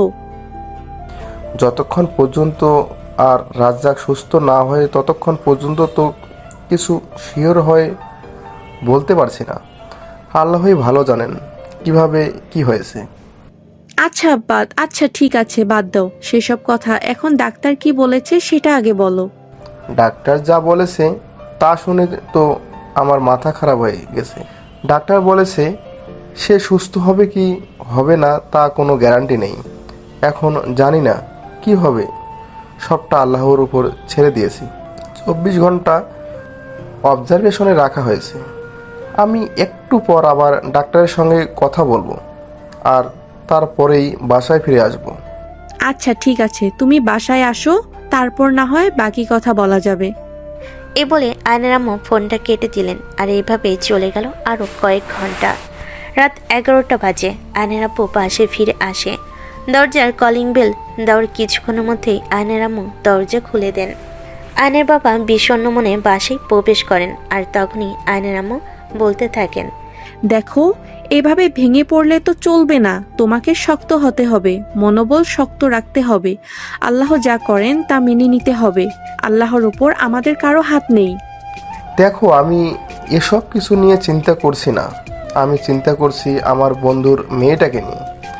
মেয়েটার বয়স কম, এমনিতে মেন্টালি একটু দুর্বল, বলতে পারো মাথায় একটু সমস্যা আছে। ওর ট্রিটমেন্ট চলছে, জানি না কোনো দিন ঠিক হবে কিনা। দেখো, এইসব কিছু নিয়ে চিন্তা করো না, আল্লাহ সবকিছু ইনশাআল্লাহ ঠিক করে দেবেন। তুমি ফ্রেশ হয়ে আসো, আমি তোমাকে খাবার দেই, আর খাবার খেয়ে তারপর বিশ্রাম নাও। আচ্ছা ঠিক আছে, তুমি আমার জন্য খাবার রেডি করো, আমি ফ্রেশ হয়ে আসছি। এমনিতেও সারাদিনের টেনশনে আর ক্লান্তিতে শরীর একদম চলছে না। এ বলে আয়নের আব্বু ফ্রেশ হতে চলে গেলেন। আর এদিকে আয়নের আম্মু আয়নের বাবার জন্য খাবার তৈরি করে নিয়ে আসেন। কিছুক্ষণের মধ্যেই দুজন একসঙ্গে বসে খাবার খেয়ে তারপর নিজেদের রুমে চলে গেলেন। আয়নের আম্মু ঘুমিয়ে পড়েছেন, কিন্তু আয়নের বাবার চোখে ঘুম আসছে না। বিছানায় শুয়ে তিনি শুধু এপাশ ওপাশ করছেন। আর তখনই আয়নের আম্মু ওনাকে আবারও বলতে থাকেন, আচ্ছা তুমি এমন কেন করছো? বিপদ আল্লাহ, তাই নিশ্চয়ই আল্লাহ এই বিপদ থেকে উদ্ধার করবে। তুমি শুধু আল্লাহর উপর ভরসাটুকু রাখো। এই কথা বলে তিনি আয়নের বাবাকে সান্ত্বনা দিতে থাকেন আর ওনার মাথায় হাত বুলিয়ে দিতে থাকেন। উনি বরাবরই একজন অন্যরকম মানুষ। ওনার স্ত্রী যখন ওনার মাথায় হাত বুলিয়ে দেয় তখন ওনার স্ত্রীর স্পর্শ পেতেই ওনার শরীরে এক অন্যরকম ভালো লাগা অনুভূতি কাজ করে। স্ত্রীর স্পর্শ পেলে তিনি সব কিছু ভুলে যান। তাই আয়নের আম্মু কিছুক্ষণ মাথায় হাত বুলিয়ে দিতেই আয়নের বাবা ঘুমিয়ে গেল। আর এদিকে কিছুক্ষণের মধ্যেই আয়নের আম্মুও পরের দিন সকালবেলা ঘুম থেকে উঠে আয়নের আম্মু সবার জন্য নাস্তা বানায়। আর তখনই দেখতে পাই আয়নের বাবা তাড়াহুড়ো করে নাস্তা না করে বাসা থেকে বের হয়ে যাচ্ছেন। তখনই পিছন থেকে আয়নের আম্মু আয়নের আব্বুকে উদ্দেশ্য করে বলতে লাগে, কি ব্যাপার, কি হলো তুমি এত সাত সকালবেলা নাস্তা না করে বাসা থেকে বের হয়ে চলে যাচ্ছ কেন? হসপিটাল থেকে ফোন এসেছে, আমার বন্ধুর শারীরিক অবস্থা খুবই খারাপ, তাই আমাকে এখনই যেতে হবে। আমি বাইরে খাবার খেয়ে নেব, আমাকে নিয়ে তোমাদের চিন্তা করতে হবে না, তোমরা খাবার খেয়ে নিও। এ বলে তিনি আয়নের আম্মুকে আর কোনো কথা বলার সুযোগ না দিয়ে বাসা থেকে বের হয়ে চলে গেলেন। সেখান থেকে সেটা হসপিটালের। আর হসপিটালে এসে জানতে পারেন ওনার বন্ধুর শারীরিক অবস্থা খুবই খারাপ। আর 2-4 ঘন্টা বাঁচবে কিনা সন্দেহ আছে। কিছুক্ষণের মধ্যেই হয়তো জ্ঞান ফিরে আসতে পারে। তাই তিনি সেখান থেকে সোজা ডক্টরের সঙ্গে কথা বলতে চান। আগে কি ব্যাপার ডাক্তার, আমার বন্ধুর এখন কি অবস্থা? ওর শরীর এখন কেমন আছে? দেখুন, আপনাকে তো ইতিমধ্যে সবই বলা হয়েছে, সব কিছুই আমাদের সাধ্যের বাইরে চলে গেছে। আপনি যদি ওকে পৃথিবীর সর্বশ্রেষ্ঠ ডাক্তার দিয়ে ট্রিটমেন্ট করেন তাতেও কোনো লাভ হবে না, কারণ তার আয়ু ফুরিয়ে গেছে। তাই উই আর সো সরি। আমি আপনার কথা বুঝতে পারছি ডাক্তার, কিন্তু আমি কি করব? আমি নিজেই সেটা ভেবে পারছি না। ও আমার এতদিনের বন্ধু, ওকে এভাবে হারিয়ে ফেলবো এটা কোনো দিন কল্পনাতেও ভাবিনি। বুঝতে পারছি আপনার মনের অবস্থাটা, কিন্তু প্রকৃতির বিরুদ্ধে গিয়ে তো কিছুই করার নেই। আল্লাহ পাক রাব্বুল আলামিন আমাদের জন্য যেটা ঠিক করে রেখেছেন সেটা তো হবেই, আমরা তো আর তার বিরুদ্ধে যেতে পারবো না। এই বলে ডক্টর সাহেব আয়নের বাবাকে নিয়ে নদীর বাবার কেবিনে চলে গেল। তারা অপেক্ষা করতে লাগলো কখন নদীর বাবার জ্ঞান ফিরে আসবে। প্রায় ঘন্টা খানেক পর নদীর বাবার জ্ঞান ফিরে আসে। আর তখনই আয়নের বাবা নদীর বাবার পাশে বসে বলতে থাকে, দোস্ত প্লিজ, তুই কোনো চিন্তা করিস না, আমি আছি তোর পাশে, সারা জীবন তোর পাশে থাকবো। আমি আমার সবটা দিয়ে চেষ্টা করছি। আরে কোনো লাভ হবে না রে ভাই, আমি জানি আমি আর বাঁচবো না। তবে তোর কাছে আমি একটা রিকোয়েস্ট করে যেতে চাই, তুই কি আমার অনুরোধ রাখবি? দোস্ত তুই এভাবে কেন বলছিস? তুই আমার সেই ছোট্টবেলার বন্ধু, তুই আমাকে কোনো কথা বলবি আর আমি সেটা রাখবো না? এমনটা তো কখনোই হতে পারে না। তুই শুধু আমাকে বল কি করতে হবে, আমি তোর জন্য সব কিছু করতে প্রস্তুত। এমনকি আমি তোর জন্য নিজের জীবনটাও দিতে 2 বার চিন্তা করব না। সেরকম কোনো কিছু এখন আর চেয়ে লাভ নেই, কারণ সেরকম কোনো কিছু দিয়ে এখন আর আমার কোনো কাজ হবে না। তবে তোকে ছোট্ট একটা কথা বলি, আমার মেয়েটাকে প্লিজ তুই একটু দেখে রাখিস। তুই তো জানিস আমার মেয়েটার এই পৃথিবীতে আমি ছাড়া আর কেউ নেই। কথাটা বলার সঙ্গে সঙ্গে ওনার শেষ নিঃশ্বাস উড়ে গেল। প্রাণ পাখিটা দেহ থেকে বের হয়ে গেল আর দেহটা একদম নিস্তেজ হয়ে গেল। তখনই আয়নের বাবা এক চিৎকার দিয়ে হসপিটাল মাথায় তুলে, কিন্তু চিৎকার আর কান্নাকাটি করে কি লাভ হবে? আল্লাহ যেটা সিদ্ধান্ত নিয়েছেন সেটা তো হবেই। আল্লাহর সিদ্ধান্তের বাইরে তো আর কখনোই কোনো কিছু হতে পারে না। কিছুক্ষণের মধ্যেই ডাক্তার ইসিজি করে নিশ্চিত হলেন নদীর বাবার পরলোক গমন করেছেন। হসপিটাল থেকে গোসল আর কাফনের ব্যবস্থা করা হলো। অতঃপর লাশবাহী গাড়িতে করে নিয়ে যাওয়া হলো আজিমপুর গোরস্থানে। সেদিন রাতেই দাফনের কাজ সমাপ্ত করা হলো। আর তারপরে রাত 11টার দিকে দাফনের কাজ শেষ হলে আয়নের বাবা বাড়ি ফিরে আসেন। আয়নের আম্মু আগে থেকে সবটা জানতেন, তাই তিনি আয়নের বাবা বাড়িতে আসা মাত্রই চুপচাপ ওনার কাছ থেকে ব্যাগটা নামিয়ে নিয়ে ড্রয়িং রুমে সবাই বসতে দিয়ে এক গ্লাস পানি তুলে দিলেন আর তারপর বলতে লাগলেন, দেখো, আমাদের সবাইকে তো এভাবে ভেঙে পড়লে চলবে না। আমাদেরকে একটু শক্ত হতে হবে, মনে আশার আলোর সঞ্চার করতে হবে। আল্লাহ যাকে পছন্দ করেছেন তাকে আমাদের থেকে নিয়ে নিয়েছেন, কিন্তু এখন তো তার জন্য আমাদেরকে ভেঙে পড়লে চলবে না। আমি ভেঙে পড়ছি না, শুধু আমার বন্ধুর মেয়েটার কথা চিন্তা করছি। মেয়েটার মানসিক প্রবলেম আছে, এমনিতেও ছোট্ট, কিন্তু একটু বাচ্চা মেয়ে, স্বভাবটা বেশি। এত চিন্তা করার কি আছে? ছোট বাচ্চা মেয়ে মানুষ, ও আমাদের বাড়িতে থাকতে পারবে যতদিন না বড় হচ্ছে। আমাদের বাড়িতে থাকুক না, তাছাড়া আমাদের তো একটা মেয়ে আছে, তার সঙ্গে থাকলে আর কোনো প্রবলেম হবে না আশা করি। আয়নের আম্মুর কথাতে আয়নের আপু সম্মতি জানালো আর কিছুক্ষণ ড্রয়িং রুমে বিশ্রাম নিয়ে নিজের রুমে চলে গেল। ফ্রেশ হয়ে বিছানায় শুয়ে পড়ল। খাবার খেতে ইচ্ছে করলো না। তখনই হঠাৎ বন্ধুর মেয়ে মানে নদীর কথা মনে পড়ল। রাত অলরেডি 2টার মতো বাজে। এত রাতে তো আর কোথাও যাওয়া পসিবল নাই। তাই আয়নের বাবা ঠিক করলেন পরের দিন সকালবেলা নদীকে তিনি তাদের বাড়িতে নিয়ে আসবেন। সেই চিন্তা মাথায় নিয়ে ঘুমিয়ে পড়েন। আর পরের দিন সকালবেলা ঘুম থেকে উঠেই তিনি নদীদের বাড়িতে যাবার উদ্দেশ্যে তৈরি হয়ে নেন। আয়নের আম্মু দেখে বলতে থাকেন, কি ব্যাপার, তোমার অফিস টাইম তো এখনো দেরি আছে, তাহলে তুমি এই সকালবেলা ঘুম থেকে উঠে কোথায় যাচ্ছ? আয়নের বাবা তখন আয়নের আম্মুর কথার কোনো উত্তর না দিয়ে বাসা থেকে বের হয়ে গেল। উদ্দেশ্য নদীদের বাসা। তিনি বাসা থেকে বের হয়ে ড্রাইভারকে গাড়ি বের করতে বলেন আর তারপরে নদীদের বাসায় চলে আসেন।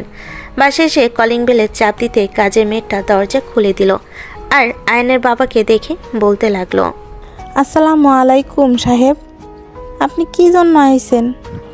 নদী মামুনি কোথায়? আমি তার সঙ্গে দেখা করতে এসেছি। ছোট আবার তো নিজের ঘরে আছে, মনে হয় এখনো ঘুমাইতাছে। কালকে রাতে গ্রামের থাইকে তার মামা আইছে। আচ্ছা ঠিক আছে, কোনো সমস্যা নেই, তুমি তোমার কাজ করো। আমি ড্রয়িং রুমে বসে অপেক্ষা করছি। নদী যতক্ষণ পর্যন্ত ঘুম থেকে না ওঠে, নদী ঘুম থেকে উঠলে তারপর আমি তার সঙ্গে কথা বলবো। এই কথা বলার পর কাজের মেয়েটা সেখান থেকে চলে গেল আর আয়নের বাবা সেখানে বসেই অপেক্ষা করতে লাগলো নদীর জন্য। কখন নদী ঘুম থেকে উঠবে আর কখন তিনি নদীর সঙ্গে কথা বলবেন। প্রায় সকাল 11টার মতো বেজে গেল নদী ঘুম থেকে উঠতে উঠতে। নদী ঘুম থেকে উঠে ফ্রেশ হয়ে নিচে আসে নাস্তা করার জন্য। আর তখনই আয়নের বাবা নদীকে ডেকে বলতে থাকেন, মামুনি, আমি তোমাকে আমাদের বাড়িতে নিয়ে যেতে এসেছি। তুমি কি আমার সঙ্গে আমাদের বাড়িতে যাবে? কথাটা বলতে দেরি হলো। ঠিক ওই মুহূর্তে পিছন থেকে কোনো একজন ভদ্রলোক এটা বলতে দেরি করলেন না। আমার বোন জামাই মারা গিয়েছে, 2 দিন হলো না, আর এখনই বুঝি সম্পত্তির ভাগ নেওয়ার জন্য উঠে পড়ে লেগেছেন? আচমকা কারোর এমন কথাই অনেকটাই রেগে গেল আয়নের বাবা। আর তিনি একটু ধমক দিয়ে বলতে লাগলেন, এই যে মিস্টার, ভদ্র ভাষায় কথা বলুন। আপনি জানেন আমি কে আর কি আমার পরিচয়? এই শহরের নামকরা 5 জন ব্যবসায়ীদের মধ্যে আমি একজন। আর সেখানে কিনা আপনি আমার সঙ্গে এভাবে কথা বলছেন, আর আপনি আমাকে এটা বলছেন যে আমি সম্পত্তির জন্য এখানে এসেছি। হ্যাঁ, আমার তো সেটাই মনে হচ্ছে। তা না হলে এতদিন তো আমি জানতাম আমার বোনের শ্বশুরবাড়ির পক্ষের কোনো আত্মীয় স্বজন ছিল না, আর চাইও না। আমার বোন জামাই মারা গেলে তখনই দেখতে পেলাম কোথা থেকে আত্মীয় স্বজন এসে ঝুটতে শুরু করেছে। এই কথা শুনে আয়নের বাবার মেজাজ আরও বেশি খারাপ হয়ে গেল। আর তিনি তখনই ওখানে ওই লোকটাকে বলতে লাগলেন, আপনি কবেকার কোন আত্মীয়? আপনাকেও তো কোনোদিন আমার বন্ধু বেঁচে থাকতে এই বাড়িতে আসতে দেখলাম না, কিংবা তার স্ত্রী বেঁচে থাকতেও তো যেই না শুনলেন নদীর বাবা মারা গেছে অমনি আত্মীয় দেখাতে চলে আসলেন। আমার বোন জামাই আমার ভাগ্নি। আমি কি করব না করব সেটা একান্তই আমার ব্যক্তিগত ব্যাপার। আমি নিশ্চয়ই আপনার কাছে কৈফিয়ত দেব না। আমি আপনার কাছে কৈফিয়ত চাইতে আসিনি। আমি নদীকে আমার সঙ্গে নিয়ে যেতে এসেছি, কারণ আমার বন্ধু মারা যাওয়ার আগে আমাকে তার মেয়ের দায়িত্ব দিয়ে গেছে, বলে গেছে আমি যেন তার মেয়েকে দেখে রাখি, তাই। এ বলে আয়নের বাবা নদীকে বলতে থাকেন ওকে নিজের সঙ্গে নিয়ে যাওয়ার জন্য। এই কথা শুনে আবারও নদীর মামা আয়নের বাবাকে বলতে থাকে, তা আমার ভাগ্নিকে কোন পরিচয়ে নিয়ে যাবেন আপনি আপনার বাড়িতে? যখন সমাজের লোক জিজ্ঞাসা করবে আমার ভাগ্নি আপনার বাড়িতে কি পরিচয় থাকছে, তখন আপনি কি জবাব দেবেন মশাই? আমি লোকের কাছে কি জবাব দেব সেটা নিশ্চয়ই আপনার জানার বিষয় নয়। তারপরেও যখন আপনি জিজ্ঞেস করছেন তখন আমি আপনাকে বলছি সে আমার বন্ধুর মেয়ে। এটুকু পরিচয় কি আমার বাড়িতে থাকা তার জন্য যথেষ্ট নয়? আইসে আমার সমাজসেবী ওনার বন্ধুর মেয়েকে উনি কোন স্বার্থ ছাড়া নিজের বাড়িতে থাকতে দিবেন, খেতে দিবেন আর ভরণ পোষণের দায়িত্ব নেবেন?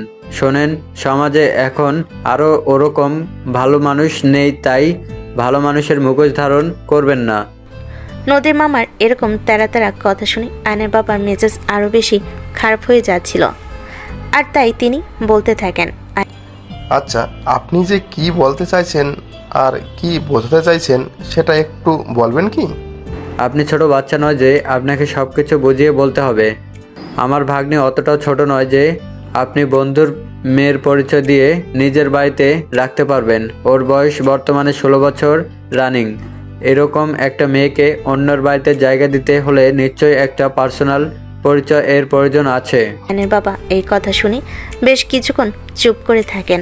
আর তারপরেই তিনি বলতে থাকেন তিনি নদীকে নিজের বাড়ির পুত্রবধূ হিসাবে নিয়ে যাবেন। আর এই কথা শুনে নদীর মামা একগাল হেসে দিয়ে বলতে থাকেন, ফাজলামো আর ইয়ার্কি করার জায়গা পেলেন না।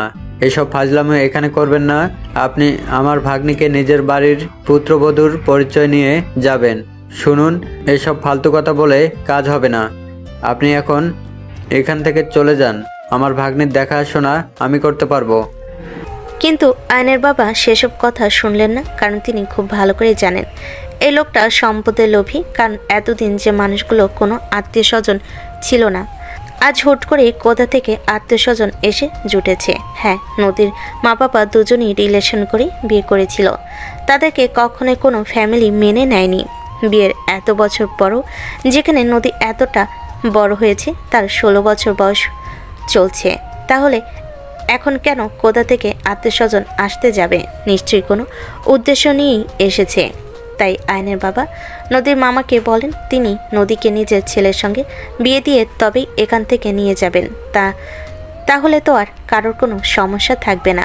এই কথা শুনে ব্যাপাচাকা খেয়ে যান নদীর মামা। আর তিনি বলতে থাকেন, আচ্ছা ঠিক আছে, আপনি যদি আমার ভাগ্নিকে এই বাড়ি থেকে আপনার ছেলের সঙ্গে বিয়ে দিয়ে নিয়ে যেতে পারেন, তবেই আমি আমার ভাগ্নিকে আপনার সঙ্গে যেতে দিব, নয়তো নয়।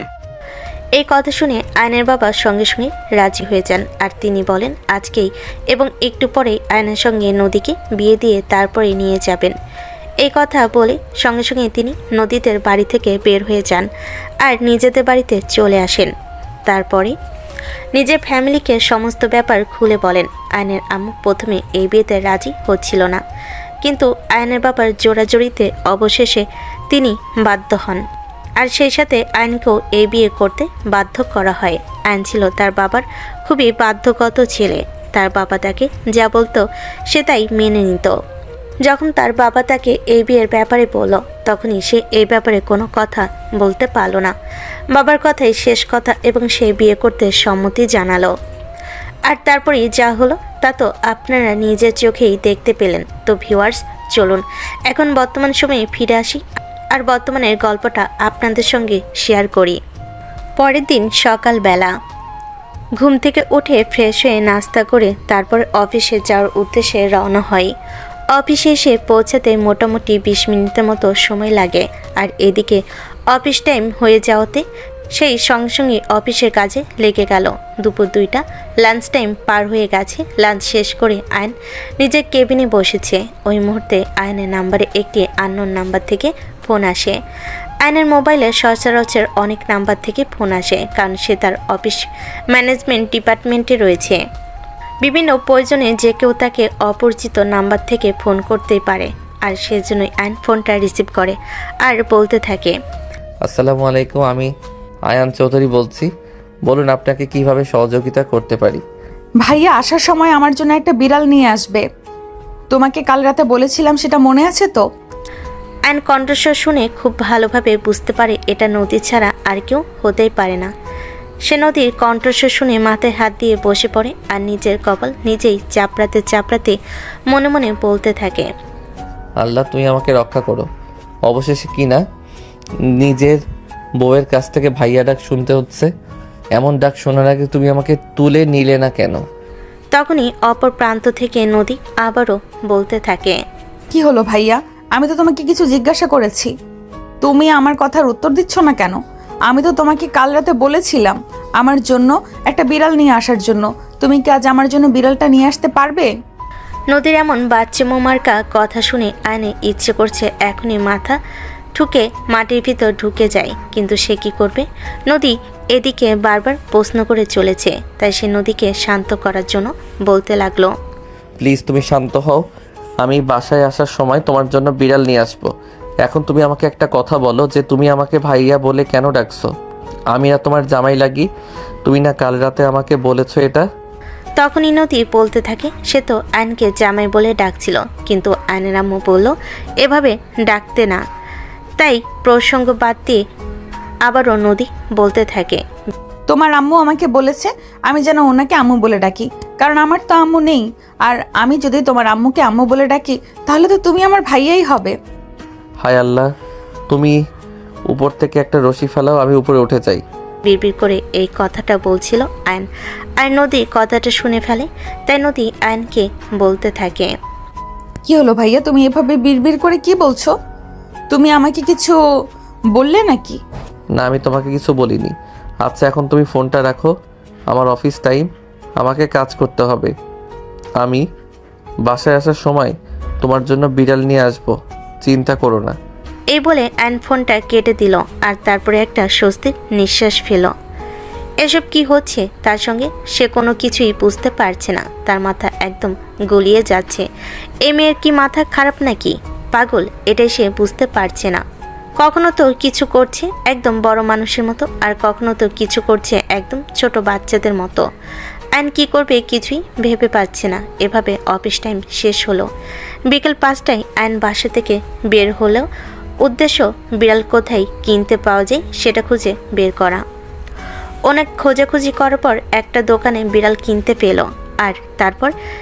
আর সেখান থেকে একটা বিড়াল কিনে বাসার দিকে রওনা দিল। আর তখনই আবারও নদী ফোন করে আবারও আয়নকে বলতে লাগলো, ও ভাইয়া, তুমি কি আমার জন্য বিড়াল নিয়ে আসবে? হ্যাঁ, আমি বিড়াল কিনেছি আর এই তো বাসার দিকে আসছি। তুমি একটু অপেক্ষা করো, আমি কিছুক্ষণের মধ্যেই বাসায় পৌঁছে যাব।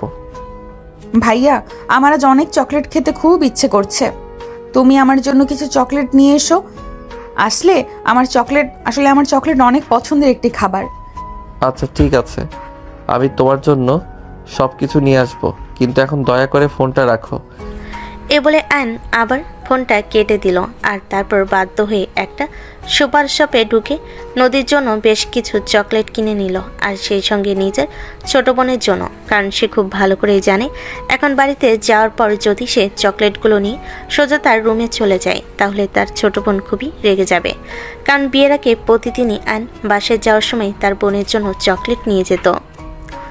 বাসায় এসে আয়ন ড্রয়িং রুমে বসলো, আর তখনই নদী দৌড়ে এসে আয়নকে জড়িয়ে ধরলো আর বলতে লাগলো, ভাইয়া, ওই ভাইয়া, আমার বিড়াল আর চকলেট কোথায়?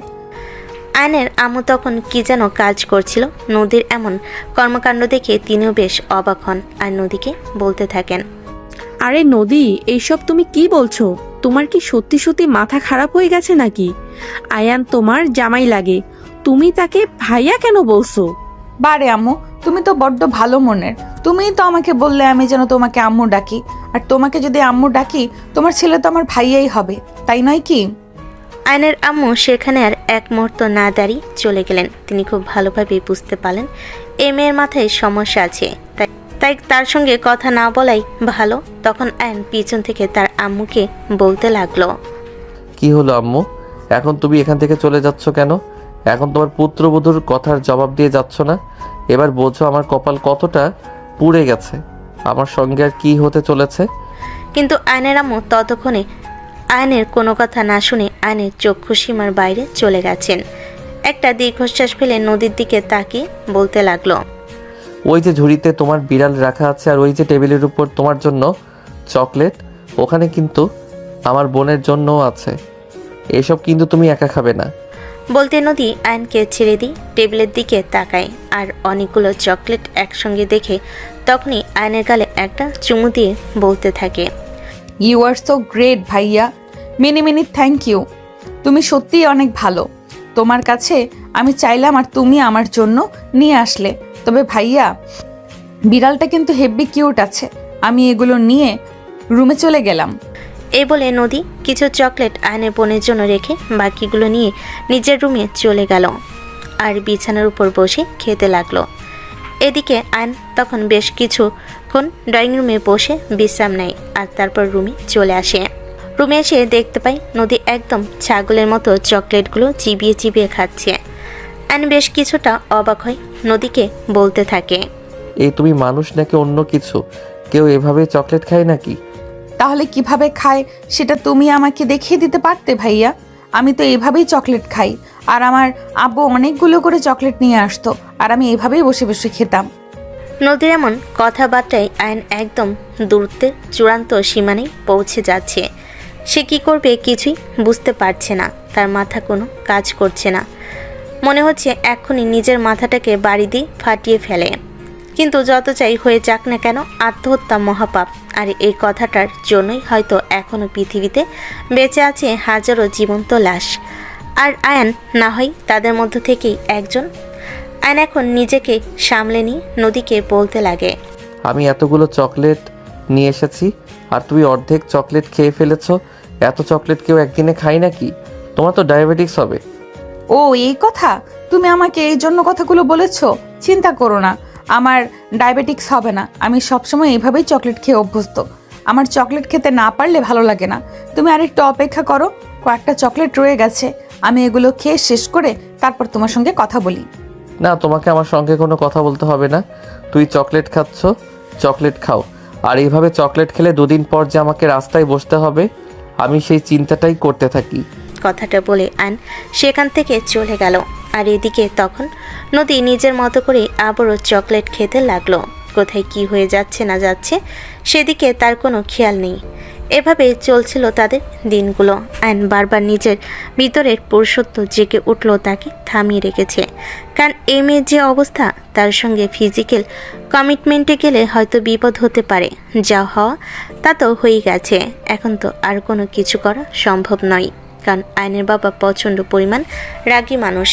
উনি যদি কোনোভাবে জানতে পারেন আয়ন কোনোভাবে নদীর সঙ্গে চিট করার চেষ্টা করেছে, তাহলে ওই দিনটাই হবে আয়নের জন্য জীবনের শেষ দিন।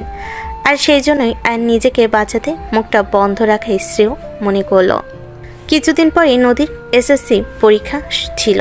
নদীর পরীক্ষা দেয়, কিন্তু খুব ভালো রেজাল্ট করে উত্তীর্ণ হয়। আর তারপরেই তাকে কলেজে ভর্তি করে দেওয়া হয়। দেখতে দেখতে কেটে গেল 5 বছর। নদী এই বছর অনার্স ফাইনাল ইয়ারে এক্সাম দিয়েছে। আর আগামীকাল নদীর অনার্স ফাইনাল ইয়ারের রেজাল্ট। অধীর আগ্রহে অপেক্ষা করছে সেই সময়টার জন্য, কখন সে এই খুশি খবরটা শুনবে। কারণ এই 5টা বছর তাকে কঠোর পরিশ্রম করতে হয়েছে। তাছাড়া নদী এখন আর আগের মতো নেই, যথেষ্ট বুদ্ধিমতী হয়েছে। এখন আর আগের মতো বাচ্চামি করে না, সব কিছু বুঝতে শিখেছে। সব রকম পরিবেশে নিজেকে মানিয়ে নিতে শিখেছে। এখন আর সে আয়নের কাছে যখন তখন যা ইচ্ছে তাই বায়না করে না। তার প্রয়োজনের জিনিসগুলো শুধু চেয়ে নেয়। তবে একটা জিনিস আয়নের খুবই ভালো লাগে, নদীকে প্রতিদিনই ভার্সিটিতে ছাড়তে যায়। আর ভার্সিটি শেষ হওয়ার পর ড্রাইভার তাকে নিয়ে আসে। এখনও পর্যন্ত নদীর কোনো ছেলে বন্ধু আছে বলে আয়নের চোখে পড়েনি। এই বিষয়টা আয়নকে খুবই স্যাটিসফাইড করে, কারণ আর 5টা মেয়ের মতো নদী এই বয়সে এসে নিজের কোনো রঙ্গনীলা পূরণের জন্য ছেলে বন্ধুর সঙ্গে মেলামেশা করছে না। হ্যাঁ, তবে এটাও সত্যি যে আয়নের সঙ্গে নদীর এখনও স্বামী স্ত্রীর মতো সম্পর্কটা তৈরি হয়ে ওঠেনি। তবে আগের মতো সম্পর্ক নেই, এখন যথেষ্ট ভালো সম্পর্ক হয়েছে। নদী আয়ন দুজনের এখন দুজনেই খুব ভালো বন্ধু হয়েছে। দুজন সবসময় সব কিছু দুজনের সাথে শেয়ার করে, ভালো মন্দ সব কিছু। নদী সারাদিন কি করে না করে সব কিছুই আয়নের সাথে শেয়ার করে, আর সেই সাথে আয়নও এইভাবে চলছে তাদের দিনগুলো। কাল নদীর রেজাল্ট, সেটা শোনার জন্য নদী যতটা অধীর আগ্রহে অপেক্ষা করছে তার চাইতে বেশি অধীর আগ্রহ করছে আয়নের পরিবারের প্রত্যেকটা মানুষ। এদিকে আয়ন তো মিষ্টির দোকানে বলে রেখেছে নদী যদি ঠিকঠাকভাবে অনার্স কমপ্লিট করতে পারে তাহলে সারা এলাকায় মিষ্টি বিতরণ করবে, সমস্ত আত্মীয় স্বজনকে দাওয়াত করে বাসে এনে খাওয়াবে। নদী বারবার আলোর কাছে একটা কথাই বলছে যেন তার মান ইজ্জত রক্ষা হয় আর সে একটু ভালো রেজাল্ট করে। পরের দিন সকাল 11টায় রেজাল্ট পাবলিশড হয় আর নদী ফার্স্ট ক্লাস পেয়ে পাশ করে। নদীর খুশিটা জাস্ট দেখার মতো ছিল। ভার্সিটি থেকে সোজা আয়নের অফিসে। আয়ন তখন অফিসের গুরুত্বপূর্ণ একটা মিটিং অ্যাটেন্ড করছিল, যদিও মিটিংয়ে তার মনোযোগ ছিল না, মন পড়েছিল নদীর রেজাল্টের উপর। নদী আয়নের অফিসের ভিতর প্রবেশ করে দৌড়ে গিয়ে সবার সামনে আয়নকে জড়িয়ে ধরে আর বলতে থাকে, আই এম সো হ্যাপি। আমার আজ অনেক খুশির দিন। আমি ফার্স্ট ক্লাসে পাশ করেছি। তোমাকে অনেক ধন্যবাদ। বলে সবার সামনে আয়নের গালে একটা চুমু বসিয়ে দেয় নদী। আয়ন সহ সবাই একদম অবাক হয়ে যায়। কেউ ভাবতে পারেনি এমন কিছু এখানে হতে পারে, কারণ খুবই গুরুত্বপূর্ণ একটা মিটিং চলছিল। এদিকে তখনই আয়ন সবাইকে আরো অবাক করে দিয়ে বলতে থাকে, এভাবে তাকিয়ে থাকার কি আছে বুঝলাম না। আমার বউ আমাকে চুমু খেতেই পারে, আপনাদের বউকে আপনাদেরকে চুমু খায় না? কথাটা শোনা মাত্রই সবাই পড়ে গেল মহালজ্জায়। কেউ কোনো কথা না বলে চুপচাপ নিজেদের চোখ নামিয়ে নিল। আর তখনই আয়ন সবাইকে উদ্দেশ্য করে বলতে লাগলো, শোনো না, আজ আমার জীবনের সবচাইতে বড় আনন্দের দিন। আমার বউ অনার্স কমপ্লিট করেছে, ফার্স্ট ক্লাস ফার্স্ট হয়েছে। আজ আমার আনন্দের কোনো সীমা নেই। আমি আজকের মতো মিটিং এখানে ক্যান্সেল করছি, কারণ আজকের দিনটা সারাটা আমার বউয়ের জন্য বরাদ্দ। নদী চলো এখন। এ বলে আয়ন আর কোনো উত্তরে অপেক্ষা না করে নিজে কেবিন থেকে নদীকে নিয়ে বের হয়ে আসলো। তারপর সেখান থেকে সোজা মিষ্টির দোকানে অনেকগুলো মিষ্টি একসঙ্গে কিনলো আর তারপর দোকানদারকে গাড়ির ডিগিতে ভরে দেওয়ার জন্য বলল। এতগুলো মিষ্টি দেখে নদী ভীষণ অবাক হয় আর আয়নকে বলতে থাকে, কি ব্যাপার, কি হলো তোমার? আমি তো কিছুই বুঝতে পারছি না। তুমি এতগুলো মিষ্টি কেন কিনেছো? আপনি কি পাগল হয়ে গেছেন নাকি? আমি তো এটাই বুঝতে পারছি না। তোমাকে এত কিছু বুঝতে হবে না। তোমাকে এত কিছু বোঝার জন্য কে বলেছে? আমি তোমাকে বলে বোঝাতে পারবো না আজ আমার কতটা খুশি লাগছে। আর আমার খুশির কাছে এইটুকু তো কিছুই না। আমি বুঝতে পারছি তুমি সত্যিই পাগল হয়ে গেছো, তা না হলে এমন কেউ করে? মনে হচ্ছে তুমি এমন ভাব দেখাচ্ছ পৃথিবীতে এই প্রথম আমি তোমার বউ হয়ে অনার্স কমপ্লিট করেছি আর ফার্স্ট ক্লাস হয়েছি। আমি কোনো কিছুই জানি না আর জানতেও চাই না, তবে আমার বউ আমার কাছে একটু বেশি স্পেশাল, কারণ আমার বউটাকে আমি নিজের সাথে মানুষ করেছি, তো তাই আমার বউটার জন্য আমার ভালোবাসায় একটু বেশি। বাই দ্য ওয়ে, চলো এখন সারা এলাকায় মিষ্টি বিতরণ করব। এই বলে নদীকে নিয়ে আয়ন বের হয়ে পড়ে, সারা এলাকায় মিষ্টি বিতরণ করে আর বিকালবেলা বাসার জন্য অনেকগুলো মিষ্টি কিনে নিয়ে বাসায় চলে আসে। এদিকে আয়নের বাবাও অনেক মিষ্টি কিনে এনেছিল বাসায়, কারণ বললাম তো আপনাদের নদীর এই ভালো রেজাল্টে আয়নের পুরো পরিবার অনেক খুশি হয়েছে। নদী নিজের হাতে পরিবারের সবাইকে মিষ্টি খাইয়ে দিল আর তখনই আয়নের বাবা নদীকে হাত ধরে টেনে নিয়ে নিজের পাশে বসালেন আর তারপর নদীর মাথায় হাত রেখে বলতে লাগলেন, মামনি, তুমি এখন যথেষ্ট বড় হয়েছো আর আশা করি তোমার এখন যথেষ্ট জ্ঞান বুদ্ধিও হয়েছে। যতটা তোমাকে এই বাড়িতে যখন নিয়ে এসেছিলাম তখন ছিলে না। হ্যাঁ বাবা, আমি তো এখন যথেষ্ট বড় হয়েছি আর এইসব কিছুর পেছনের অবদান শুধু আপনাদের। আপনারা না থাকলে আমি কখনোই এই পর্যন্ত পৌঁছাতে পারতাম না। এভাবে বলে না মা, তুমি আমার মেয়ের মতোই আর তোমাকে আমি সেই মেয়ের মতোই মানুষ করার চেষ্টা করেছি। জানি না আমি কতটুকু পেরেছি। আপনি পেরেছেন বাবা, আপনি সফল। আপনার সফলতায় আর কোনো বাধা নেই। সত্যিই আজ আমি অনেক খুশি, যে খুশির কোনো তুলনা হয় না। আর এই খুশির দিনে তোমাকে একটা রিকোয়েস্ট করতে চাই, তুমি আমার কথা রাখবে? বাবা আপনি এভাবে কেন বলছেন? আমি আপনাদের সমস্ত কথা রাখতে প্রস্তুত, কারণ আপনারা আমাকে যেটা দিয়েছেন তার কাছে আপনাদের কোনো কথা রক্ষা করার খুবই নগণ্য। আপনি আমাকে যা বলবেন আমি তাই মেনে নিতে প্রস্তুত। দেখো, তোমাকে যেদিন আমি এই বাড়িতে নিয়ে এসেছিলাম সেদিন আমি তোমাকে আমার বাড়ির পুত্রবধূ পরিচয়ে নিয়ে এসেছিলাম, কিন্তু যদিও অ্যাক্সিডেন্টলি আমার ছেলের সঙ্গে তোমার সম্পর্কটা সেভাবে হয়ে ওঠেনি, কারণ তুমি অনেকটা ছোট্ট ছেলে। তখন স্বামী স্ত্রী সম্পর্ক কী জিনিস সেটা বোঝার মতো বয়স তোমার হয়ে ওঠেনি, অনেকটাই বাচ্চা স্বভাবের ছেলে তুমি।